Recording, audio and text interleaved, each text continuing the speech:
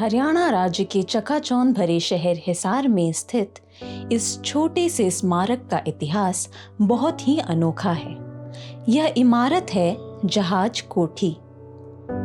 वर्तमान में यह स्मारक हरियाणा के पुरातत्व और संग्रहालय विभाग के संरक्षण में है।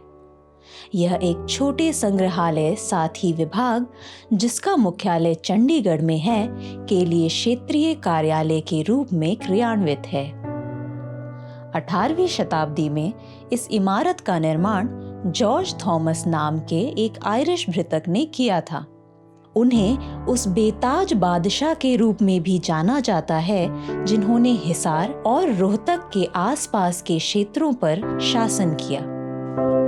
कुछ विद्वान यह मानते हैं कि जहाज शब्द जॉर्ज का अपभ्रंश रूप है। वहीं कुछ लोगों का मानना है कि चूंकि स्मारक का निर्माण विशाल विभिन्न भूमि के विस्तार में किया गया था, इसलिए यह खुले समुद्र के बीच में एक जहाज की तरह दिखता था। इसलिए इसका नाम जहाज कोठी पड़ा।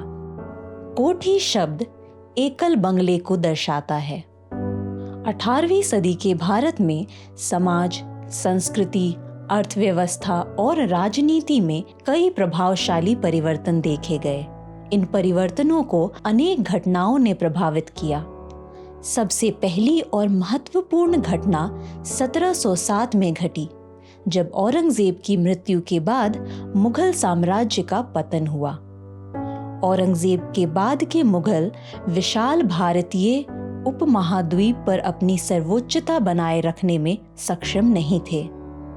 इसके फलस्वरूप कई पूर्व मुगल सरदारों और अधिकारियों ने अपनी छोटी बड़ी क्षेत्रीय रियासतें बना ली।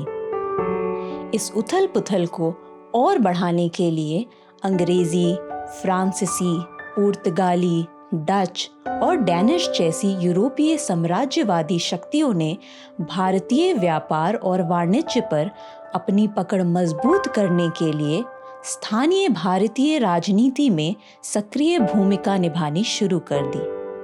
परिणाम स्वरूप कई युवा यूरोपीय भृतक धन और उच्च प्रतिष्ठा की तलाश में भारत आने लगे। पश्चिमी युद्ध के अपने ज्ञान के कारण इन भृतकों को स्थानीय भारतीय सुल्तानों, राजाओं और नवाबों द्वारा नियुक्त किया गया था। जॉर्ज थॉमस ऐसे ही एक भृतक थे जो 1781 के दौरान ब्रिटिश युद्धपोत पर मद्रास के बंदरगाह पर उतरे थे। जॉर्ज बहुत ही साधारण मूल से थे। वे आयरलैंड के टिपररी के मूल निवासी थे। ऐसा कहा जाता है कि उन्होंने भारत में उसी ब्रिटिश युद्धपोत में रसद प्रबंधक यानी क्वार्टर मास्टर के रूप में अपना करियर शुरू किया था। लेकिन जल्द ही उन्होंने बेहतर और अधिक आकर्षक अवसरों की तलाश में वह नौकरी छोड़ दी। उन्होंने अपने सैन्य ज्ञान और कौशल का उपयोग सबसे पहले दक्षिण भारत के पॉलीगर्स की सेवा के लिए किया। जल्द ही अधिक अनुभव प्राप्त करने के बाद वह उत्तर की ओर चले गए, जहां उन्होंने सरधना की प्रसिद्ध बेगम सुमरू के अधीन एक सैन्य नेता के रूप में कार्य किया। आंतरिक अदालती षड्यंत्रों के कारण उन्होंने और उनके कुछ वफादार समर्थकों ने बेगम सुमरू की सेवा छोड़ दी और ग्वालियर मराठा सरदार महजती सिंधिया के अधीन अप्पा खंडेराव नामक एक सैन्य प्रमुख की सेवाओं में शामिल हो गए। 1798 में अपने कार्यालय के अंतिम दौर में अप्पा खंडेराव की मृत्यु के बाद वह हरियाणा के वर्तमान शहर हांसी के आसपास अपनी छोटी रियासत स्थापित करने के लिए एक प्रबल और लक्ष्यशील डिजाइन के साथ आए। इस रियासत को उन्होंने जॉर्जगढ़ कहा। इस क्षेत्र में रोहतक और हिसार के कुछ हिस्से शामिल थे, लेकिन दुर्भाग्य से यह सपना अल्पकालिक था, क्योंकि 1801 के आसपास अपने क्षेत्रीय दावों की रक्षा के लिए व्यापक युद्ध के दौरान उनकी मृत्यु हो गई। जहाज कोठी का निर्माण जॉर्ज थॉमस द्वारा किया गया था और 1798 से 1801 तक यही उनका निवास भी था। वास्तुशिल्प इतिहासकार इसे ब्रिटिश पूर्व या औपनिवेशिक वास्तुकला के क्षणिक चरण का एक अच्छा उदाहरण मानते हैं।